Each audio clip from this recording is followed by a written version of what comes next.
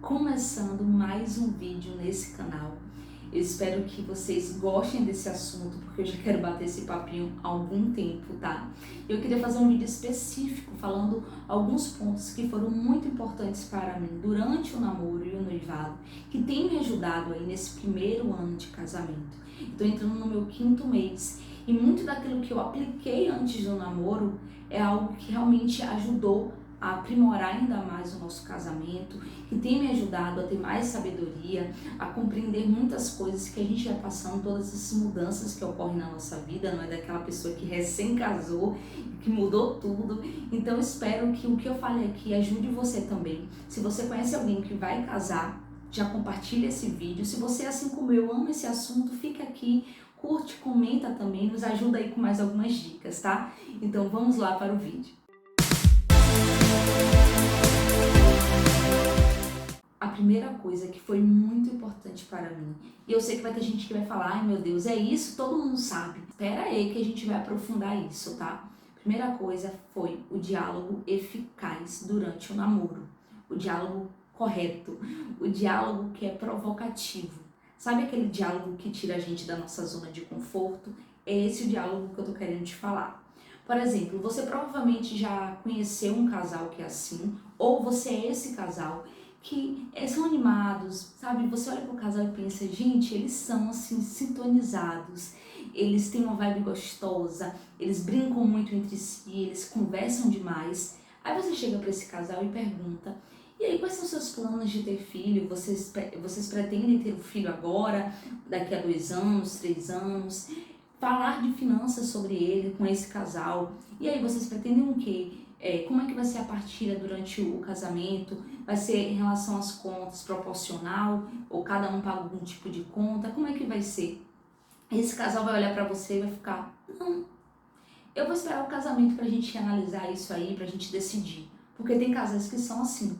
Só que, por mais que esse tipo de casal seja muito legal e que tenha muito amor entre si, uma conversa interessante, ele não tá tendo o diálogo correto, que é justamente o que eu falei, que é o diálogo que tira a gente da nossa zona de conforto, que é aquele diálogo com assuntos que você se sente provocado e que realmente leva o casal a questionamentos, a entender o que eles querem dentro do relacionamento, assuntos que normalmente não são abordados no dia a dia de um casal.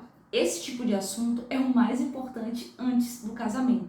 No meu relacionamento com o Gabriel, ele foi a pessoa que trouxe, que abordou esse tipo de assunto. E eu fiquei muito feliz. É claro que logo no primeiro momento, você se estressa um pouquinho, porque algumas coisas são chatas, acaba tendo um pouquinho de divergência ali, até encaixar os pensamentos, até vocês começarem a entender os tipos de sacrifícios, né? Quem vai ceder um pouquinho mais aqui, depois em outro momento vai ceder um pouquinho mais.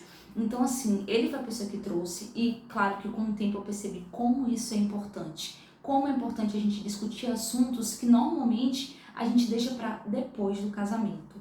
Houve essa questão aqui agora com a separação de Fábio Porchat, não quero entrar em detalhes até porque nem sei nada da vida dele, mas que dizem que a separação ocorreu porque ela queria ter filhos e ele não. Então é isso que eu falo, sabe? São assuntos que não dá para você deixar para depois. Então é importante durante o namoro e o noivado que você tenha esse tipo de diálogo, né? O diálogo que realmente tira a gente da nossa zona de conforto. E aí para isso eu já vou falar para vocês que eu fiz, acho que 3 meses antes do nosso casamento, a gente fez o curso dos noivos. Eu não sei se você tem alguma religião, frequenta alguma igreja, mas eu tenho, e o meu pastor que celebrou o nosso casamento, ele foi responsável pelo curso dos noivos. Eu até brinco com ele dizendo que ele é a pessoa que mais conhece sobre a gente. E nesse curso dos noivos, o pastor ele nos indica um livro chamado Antes de Dizer Sim, de Jane Camp. Eu vou deixar até aqui do lado assim, a imagem do livro, mas assim, gente, coloca no Google, baixa a PDF e você já vai encontrar. Esse livro foi o livro que ficou durante todo o nosso curso de noivos, não é? A gente leu um pouco esse livro e ao final de cada capítulo tinha algumas questões. Na verdade eram atividades que cada noivo, né, a noiva e o noivo, eles faziam essa atividade com várias perguntas sobre o casal e durante o encontro o pastor nos perguntava, durante o encontro havia esse tipo de confrontamento, não é? Ele falava algumas coisas, ouvia a nossa opinião, se tinha algum tipo de divergência ali a gente começava a falar sobre esse assunto. Então, ainda que a gente já tenha conversado muito durante o namoro, pra gente fazer esse curso de noivos foi sensacional. Mas assim, caso você não possa fazer o curso de noivos, não tenha ninguém, um pastor, alguém que possa estar fazendo, esse livro que eu estou te indicando, gente, ele é maravilhoso. Faça as atividades aí com seu parceiro e parceira e aí tentem analisar alguns pontos aí que são muito interessantes. Sério, foi muito bom pra gente e eu super indico para toda pessoa que está prestes a casar. Pode ou leia ou faça atividade, você que decide. Agora, um outro ponto importante que eu não posso deixar de falar, principalmente para você noivinha que pensa e idealiza tanto o casamento. A gente sabe que o ano do nosso casamento é o ano que a noiva, ela só pensa nisso, ela só fala sobre isso. Esse é o assunto que a gente mais ama conversar. Tudo, sabe, está em volta desse casamento, da nossa cerimônia, da nossa festa, né, dessa celebração. Mas eu preciso que vocês tenham em mente que muito mais importante do que a cerimônia é o pós.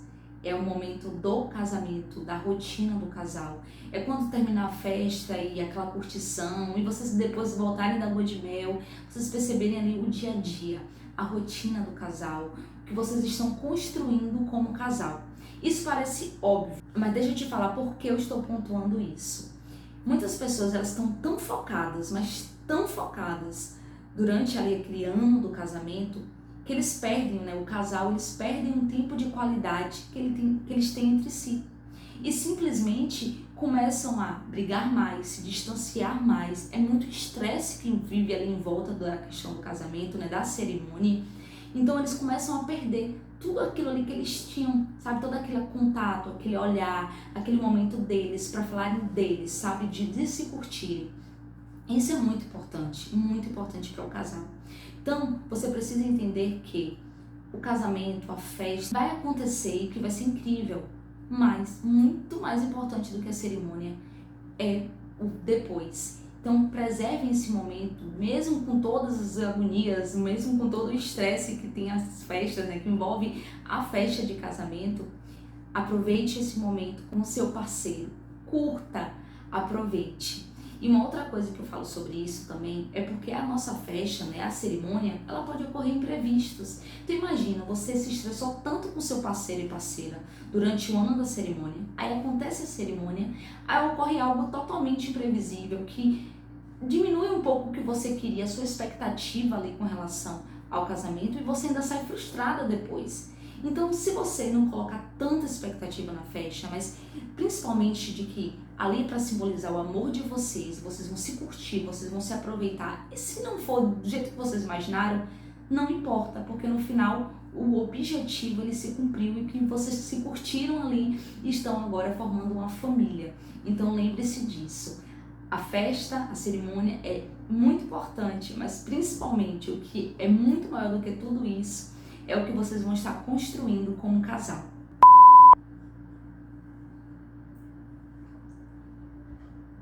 E agora um outro ponto que é muito importante. Você precisa pensar nas mudanças que vão ocorrer na sua vida. Espera que eu vou explicar melhor, tá? A gente, quando tá ali prestes a casar, naquele primeiro ano, a gente pensa muito em quê? Ai, vai ser maravilhoso, eu vou casar e vou dormir, acordar com a pessoa que eu amo, eu vou poder viajar sempre com aquela pessoa, eu vou poder fazer milhões de coisas com aquela pessoa, vai ser bom, vai ser maravilhoso e de fato é incrível. Mas a gente deixa de pensar em algumas outras mudanças. E quando a gente deixa essas mudancinhas de lado, a gente acaba não compreendendo, não absorvendo muito essas mudanças e quando elas ocorrem, podem gerar um certo impacto na gente. Por exemplo, eu vou me colocar aqui como exemplo. A minha família ela é muito unida, então a gente conversa muito. Eu digo quando eu falo família, eu digo mais o núcleo familiar. Pai, mãe, irmão. Então a gente tinha aquela rotina de madrugada, ficar batendo papo, tomando um cafezinho, resenhando, conversando, o que era maravilhoso, na verdade é maravilhoso, né? Eu amo estar com a minha família. Só que durante aquele meu período do namoro, sabe quando você não para pra pensar muito que isso não vai mais ocorrer? que as coisas estão mudando, que eu estava indo agora para uma outra cidade, que não seria simplesmente sair de casa e ir lá encontrar os meus pais. Isso não passou pela minha cabeça. Realmente, durante muitos meses eu só estava focada em coisas do casamento, mudanças da casa, tudo isso. E aí, quando foi chegando perto do casamento, eu comecei a perceber tudo que ia mudar na minha vida. E isso realmente me causou um pouquinho de choque, sabe? Eu fiquei, meu Deus, eu não vou ver meus pais sempre que eu quero, eu não vou ter aquela rotina gostosa de acordar no sábado, barulhento, né, mãe? E ter toda aquela agonia, aquele corre-corre, e já acordar para fazer as coisas. Por mais que eu também ajudasse muita coisa lá em casa, não é a mesma coisa. A gente tem nossas mordomias de filhos, sabe? Então, assim, responsabilidades são menores. Então, assim, eu não sei explicar, mas eu tava vivendo tão intensamente algumas coisas do casamento que algumas mudanças que eu passei, quando eu só fui me tocar realmente perto do casamento. Isso gera impacto, sabe? Então você tem que absorver isso, você tem que pensar, entender essas mudanças e curtir enquanto você está vivendo elas. Por exemplo, durante aí, acho que 1 mês antes, 2 meses antes do casamento, praticamente todos os dias eu assistia alguma coisa com os meus pais. Eu ia pro quarto deles e a gente ficava ali, ó. Eu maratonei séries, assistia coisas no YouTube. Eu queria curtir aquele momento, eu queria aproveitar cada momento, sabe? Porque eu sei que não seria a mesma coisa.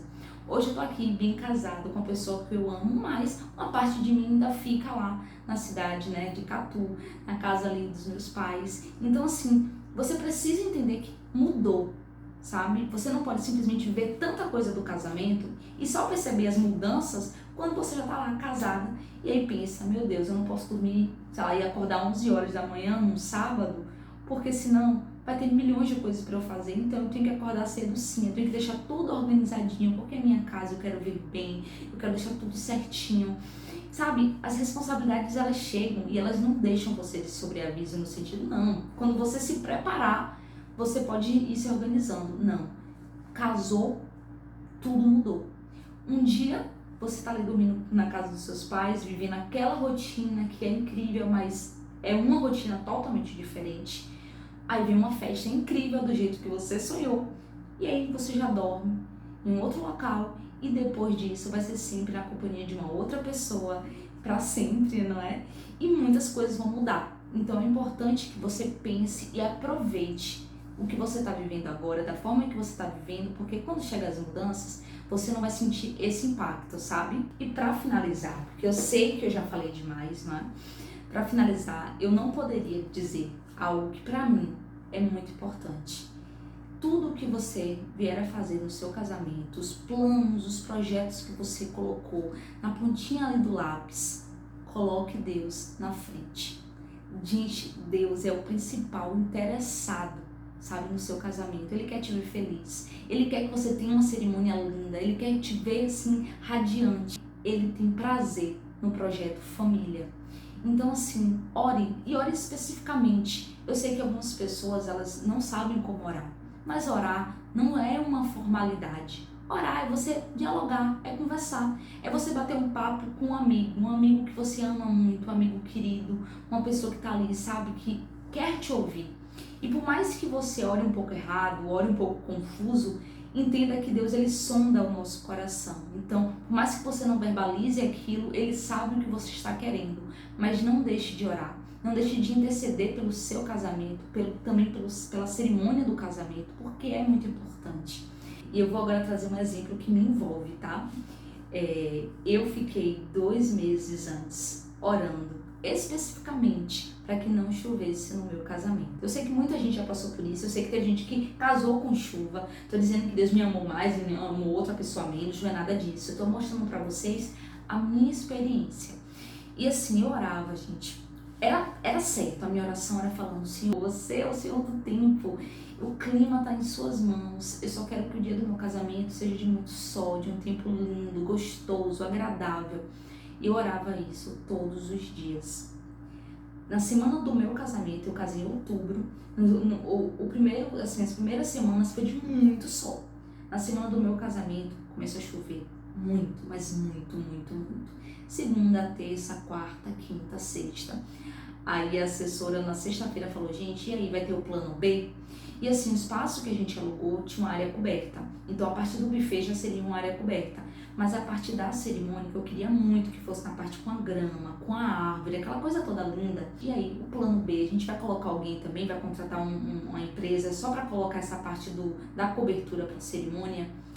E a gente conversou, a gente não queria gastar mais, a gente já tava assim, sabe? A gente já tinha organizado tudo e a gente não queria investir mais nada também no casamento. E aí pensamos, se chover mesmo, a gente vai deixar parte da cerimônia no local que tá coberto. A parte do buffet vai diminuir um pouco, mas vamos lá, a gente não vai gastar esse dinheiro. E isso porque a gente tinha fé, gente, a gente tinha fé que não iria chover. Mas assim, eu acordei o tempo super fechado. Saímos daqui e fomos para a cidade saímos no caso de Catu e fomos para a cidade do casamento. E todas as cidades que a gente passou tava com muita chuva.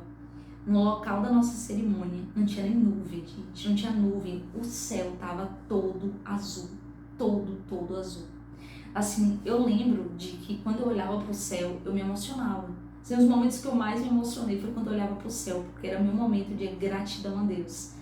E assim, eu sei que eu tô dando um exemplo meio bobo pra muita gente, eu sei que se chovesse isso não mudaria nada, como eu mesmo falei pra vocês, imprevistos acontecem, o importante é você estar feliz e realizada com aquele momento.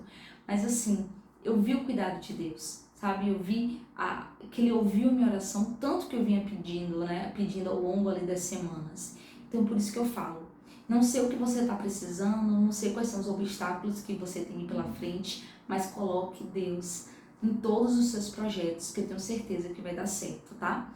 É isso, eu espero que vocês tenham gostado do vídeo. Não deixem de curtir, de se inscrever nesse canal, porque é muito importante para mim. E se você tem algumas dicas aí que podem nos ajudar também, é só comentar, tá? Que Deus abençoe vocês.